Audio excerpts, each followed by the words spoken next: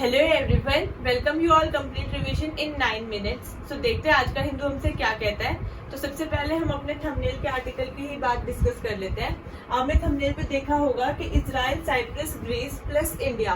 तो मैंने टैगलाइन पे मेंशन किया है, दोस्त अब हम 3 से 4 हो जाएंगे।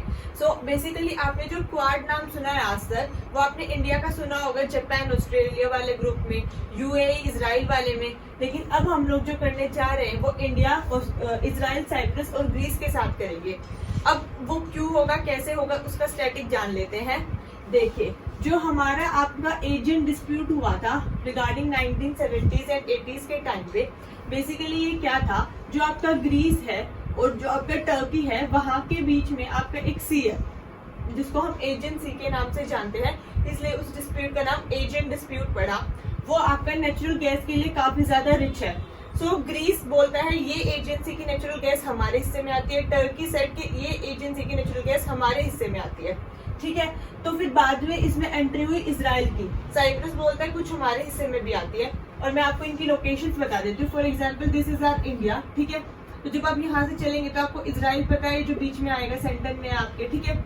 उसके बाद यहाँ पे एक आइलैंड कंट्री मिलेगी जिसका नाम साइप्रस है। वैसे तो टर्की बोलता है ये हमारा है, मतलब कंट्री हमारी है, लेकिन इंडिया ने ऑफिशियली साइप्रस एक अलग कंट्री रिकॉग्नाइज किया है, तो हम साइप्रस को अलग कंट्री ही मानेंगे। लेकिन वहाँ पे अभी हुकूमत जो है टर्की की चलती है। फिर उसके बाद आपका आ गया था ग्रीस जाके, ठीक है। इस तरीके से है, ये आपका इजराइल हो गया, साइप्रस हो गया, ग्रीस हो गया, ठीक है। और अब हम देखते हैं कि इसमें जो नेचुरल गैस की बात चल रही थी, इसमें ये दोनों कह रहे थे आपके कि ये ग्रीस कह रहा था हमारी है, देन टर्की कह रहा था हमारी है, ठीक है। तो इजराइल बीच में आया, उसने बोला कि आप लोग एक काम करो, इस मुद्दे पर बहस मत करो, इससे अच्छा आप हमारी कंट्री से इसकी पाइपलाइन गुजारो और एक्सपोर्ट करो इसको जहां मर्जी, जिस कंट्री में आपको करनी है, ठीक है। लेकिन आपका टर्की उस बात पे भी अग्री नहीं हुआ और ये डिस्प्यूट तब से चल ही रहा था। तो अब टर्की ने इंडिया को इन्विटेशन दिया कि आप भी हमारे ट्राइलेटरल में आ जाइए और इसको हम एक क्वाड बना लेते हैं बेसिकली, क्योंकि 3 थे पहले ट्राइलेटरल था, अभी हमारा क्वाड बन जाएगा, ठीक है। और इसमें आके, क्योंकि उनके लिए भी बहुत ज्यादा फायदा है, इंडिया की इतनी ज्यादा पॉपुलेशन है, उनको इतना ज्यादा एक्सपोर्ट मिलेगा करने के लिए। अभी तक ये बात चल रही है कि वो लोग जो है पाइपलाइन हमें एक्सपोर्ट करेंगे, लेकिन हम वहां जाके खुद नेचुरल गैस एक्सट्रैक्ट कर सकते हैं या नहीं, अभी इस पे ऑफिशियली हमारे जीओआई ने कोई डाटा रिलीज नहीं किया है। बट हाँ, इतना जरूर है कि हमें वहां से गैसेज एक्सपोर्ट होंगी। सो ये हमारे ट्रेड, बिजनेस, इन्वेस्टमेंट का जो है काफी ज्यादा बढ़ जाएगा बिजनेस। और हम इजराइल में जाके भी कनेक्टिविटी के लिए इस्टेब्लिश करेंगे अपने रेलवे लिंक्स हो गए, गैस लाइन्स हो गई, गैस पाइपलाइंस हो गई, ये सब। तो ये हमारा मुद्दा था। सेकेंड हमारी न्यूज है India middle east economic corridor. वैसे हमें कल ऑलरेडी डिस्कस, या 2 दिन पहले भी हमने ऑलरेडी डिस्कस किया था कंप्लीट G20 की वीडियो में, आप लोग जाके चेक कर सकते हैं कि उसमें क्या क्या हुआ था, लेकिन मैं फिर से बता देती हूँ।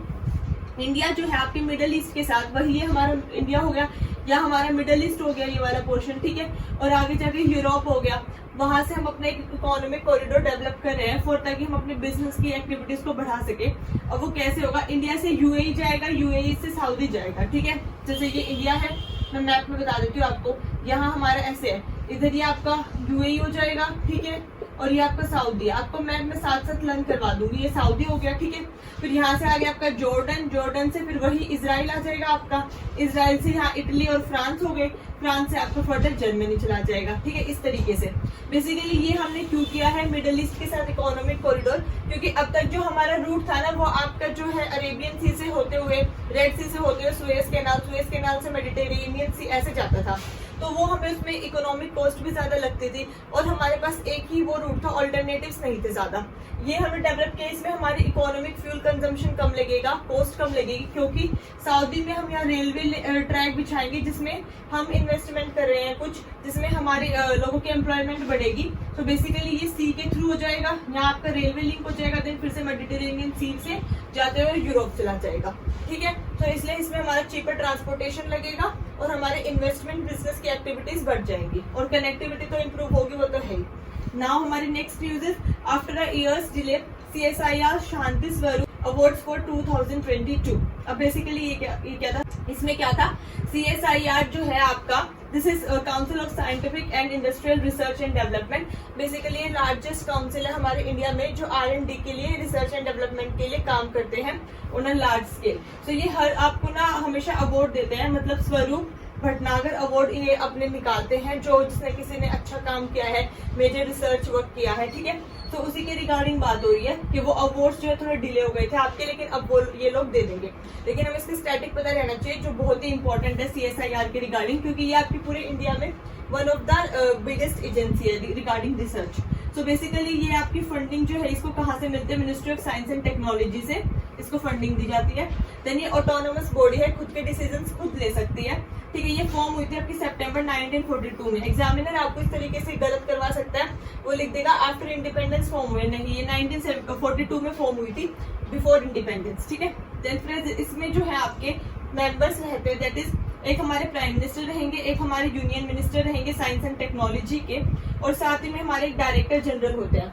जो प्राइम मिनिस्टर होते हैं वो इस बॉडी के प्रेसिडेंट भी बोले जाते हैं, और यूनियन मिनिस्टर जो होते हैं हमारे साइंस एंड टेक्नोलॉजी के, वो आपको होम मिनिस्टर भी लिख के दे सकते हैं, तो ध्यान रखिएगा। यूनियन मिनिस्टर जो होते हैं साइंस एंड टेक्नोलॉजी के, क्योंकि वही मिनिस्ट्री जो है फंड करती है, वो इसके वाइस प्रेसिडेंट बोले जाएंगे। और जो डायरेक्टर जनरल है उनको गवर्निंग बॉडी बोलते हैं, बाकी अदर फाइनेंस सेक्रेटरीज होते हैं। तो ये आपके मेंबर्स हो गए, ठीक है। अब हमारी नेक्स्ट न्यूज है फूड इनसिक्योरिटी के ऊपर। ये हमारा हिंदू में एडिटोरियल आ रखा था, मुझे काफी अच्छा लगा, इसलिए मैंने ये पॉइंट नोट डाउन कर दिया आपके लिए।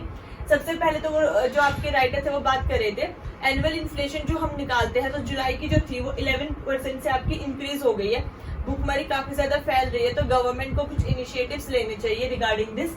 हमारे जो फूड एग्रीकल्चर ऑर्गेनाइजेशन है उन्होंने कहा है कि आपके जो 74% लोग हैं वो अफोर्ड नहीं कर सकते आज भी एक प्रॉपर अमाउंट का खाना, तो हमें उसके रिगार्डिंग भी सोचना चाहिए।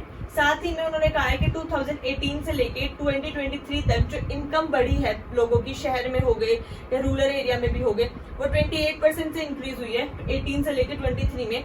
लेकिन आपकी इन्फ्लेशन जो है 38% से इंक्रीज हो गई है। आपको एग्जैक्ट डाटा याद ना हो तो कोई इशू नहीं है, थोड़ा आइडिया रखिए ताकि आप अपने आंसर्स में कोट कर सके। और ऑर्गेनाइजेशन का नाम कि किस ऑर्गेनाइजेशन ने वो रिपोर्ट पब्लिश किया है वो जरूर मेंशन करिए, क्योंकि एग्जामिनर इससे आपको हाफ या 1 मार्क जरूर एक्स्ट्रा देगा कि आपको पर्टिकुलर ऑर्गेनाइजेशन पता है। जैसे कि नेशनल फैमिली हेल्थ सर्वे आप मेंशन करेंगे, तो इन्होंने कहा है 50% से ज्यादा फीमेल्स अनीमिक फीमेल्स हैं।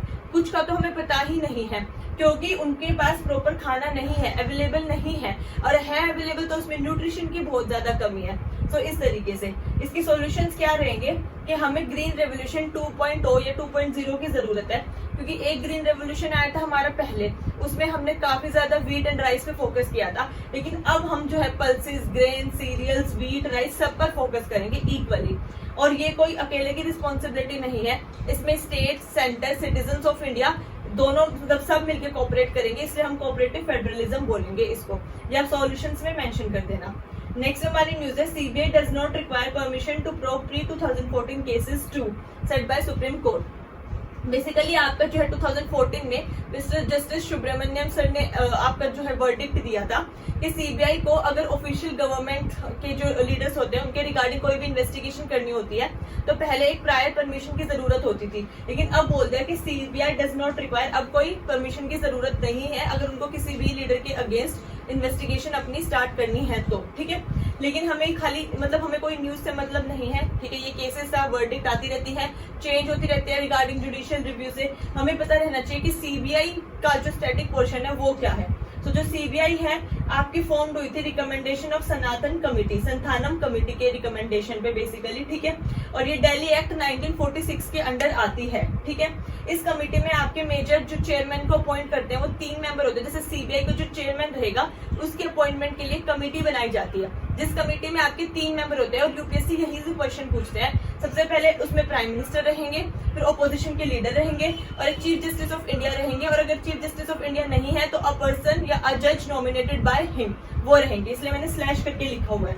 और सीबीआई के पास खुद की पुलिस नहीं होती है, ये बेसिकली जहां इन्वेस्टिगेशन करने जाते हैं तो उस स्टेट की पुलिस यूज करेंगे या सेंटर की पुलिस सर्विसेज यूज कर सकते हैं, ठीक है। इसलिए इनको दिल्ली एक्ट 1946 के तहत बनाया गया था।